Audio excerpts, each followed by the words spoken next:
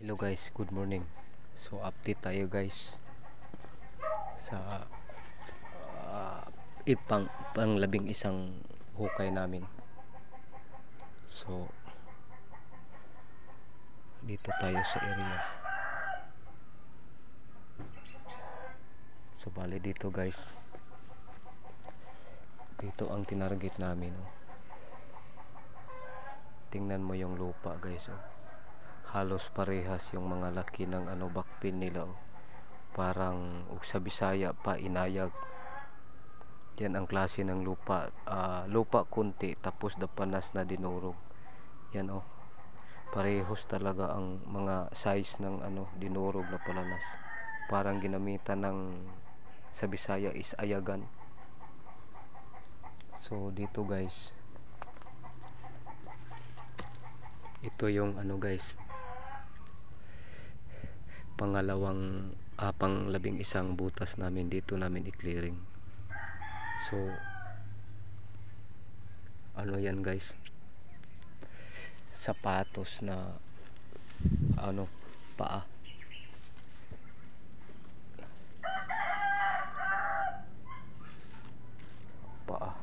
Yan guys,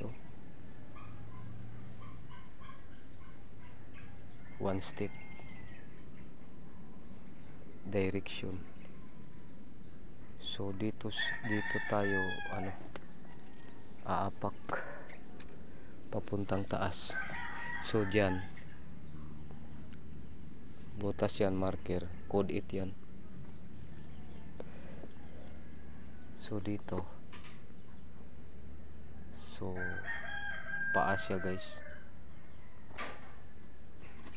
Yan guys, paa talaga yan.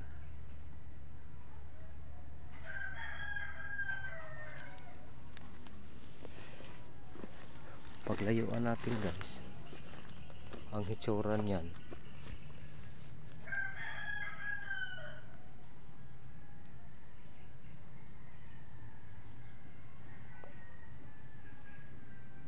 yan parang may sapatos yan na binaliktad. Yan guys, kita niyan guys, yan sa baba niyan parang sapatos na tinagilid papunta ron sa may pader. So posible, hindi natin alam kasi hindi tayong nagbaon. So ito guys, malalim na, nasa magtupit dito sa guys. Ito backfill rin, lahat talaga dito na lupa is backfill. So yan ang marker, paa means trail ended yan, isang paa, kanang paa. So hindi na lalayo rito. So banda dyan sa isang butas namin guys,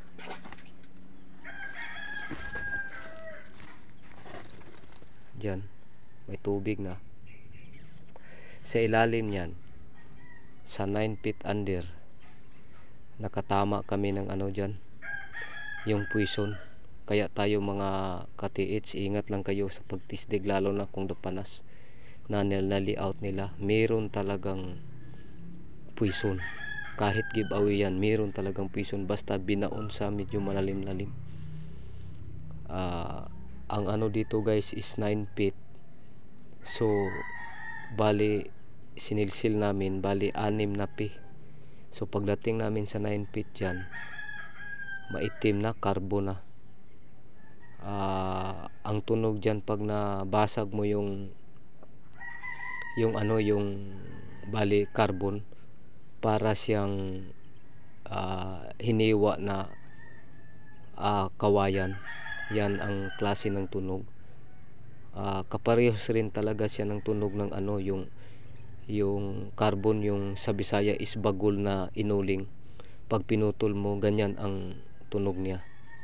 So dyan kami naka-encounter ng poison. Dalawa ang klase na poison dito ang naamoy namin. Una sa 7 feet under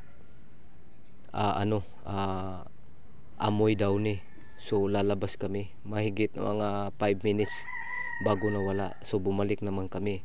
Pagdating namin sa 9 feet under, yun nasa tagiliran na yan.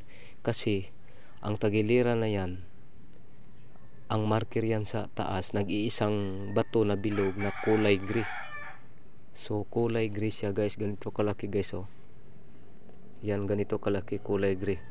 So alam niya, prove talaga yung mga gray nag-iisa na kulay na bato is traps talaga yan. So pagdating namin sa 9 feet, nangangamoy gas. Iwan ko lang kung methane gas, basta gas ang yung pang ano natin sa ating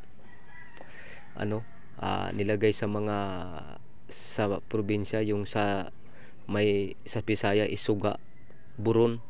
Yun ang amoy gas. Pero nasa lang 2 minutes nawala. Kaya tinigilan namin diyan sa gilid. Meron talagang deposito yan sa 9 feet under lang. Pinaliba namin, hindi pa namin gilalaw kasi yan, yung gilid na yan sa bali sa ibabaw, dyan ang puwitan sa turtle. So dyan namin tinarget. Tapos ang paa guys, na bato na malapad, dalawang paa binaliktad. Ang right foot tinagilid man siya ganyan, parang nakaikis ba. Ang right foot is nasa kaliwa, ang sa kaliwa is nasa right foot. So siya, pinagitnaan yung yung puwit ng turtle. So may siya guys, may tawag sa Bisaya is ikog. Meron siya 3 inches ang haba, pero hindi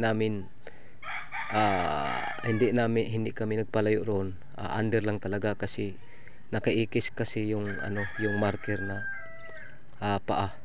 So ibig sabihin sa logic yan is umupo ka na. Yung sa mga Chinese kasi pag kumain ang mga Chinese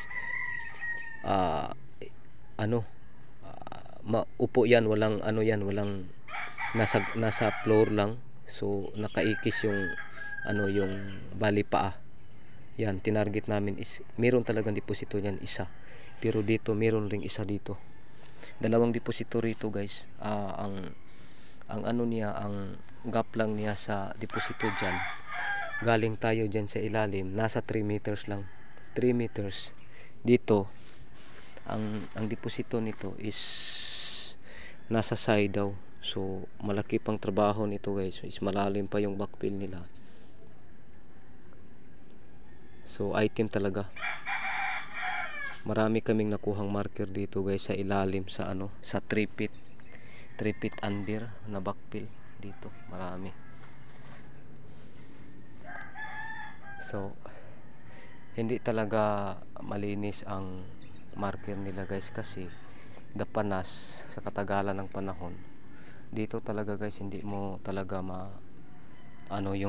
analyze lang talaga kasi pag hindi mo talaga ma-prove na is marker. Pero yang dyan, yan guys, marker yan. Meron yang item, may bilog yan guys oh.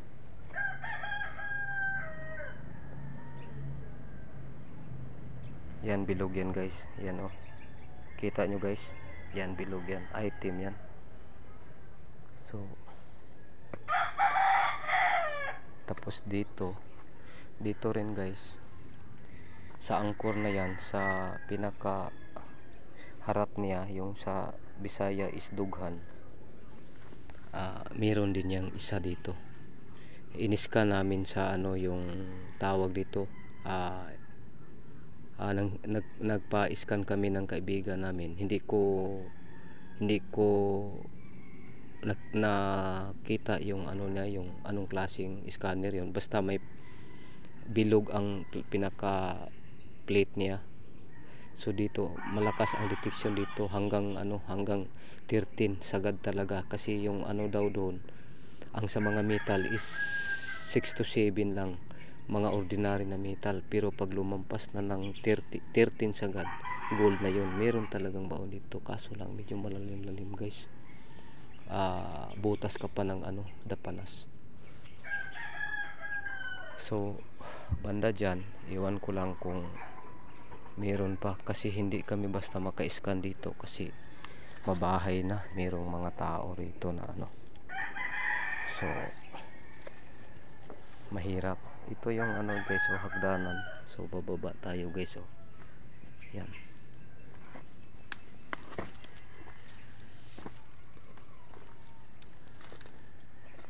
So napaka guys, kahit umabot pa kami ng 3 taon dito guys, hindi pa tayo matanda guys. So tiis lang kami dito guys. Hindi na ako pupunta sa ibang area kasi maganda talaga dito. May na-recover dito yung yung nakuhanan. Banda ron, may nakuhanan dyan isa. So ito talaga positive area to kasi malapit lang ang barracks nila, nasa ibabaw yan. So galing dyan sa pader dyan, so may pader man dyan, kita nyo guys, may pader yan. Galing dyan 30 meters nandun ang barracks. So positive treasure site talagang area na to. Meron ako pang ipakakita sa iyo guys, yung yung kulay na shield sa ilalim na namin, natibag namin sa ilalim. So ipakita ko sa inyo ito guys. Sample lang to guys. Kita nyo yan guys, ito ang klase na shield sa nila sa ilalim sa 9 feet under. Sobrang tigas guys, hindi siya ordinaryo, kulay blue. So may talaga sila dito, blue talaga siya. So putulin natin guys kung pa siya, putulin natin. Dapan na siya guys, pero iba talaga yung kulay niya, kulay blue talaga siya guys. So ito guys,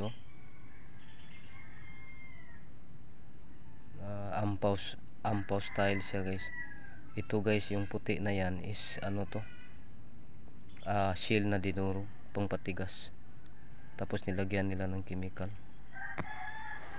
So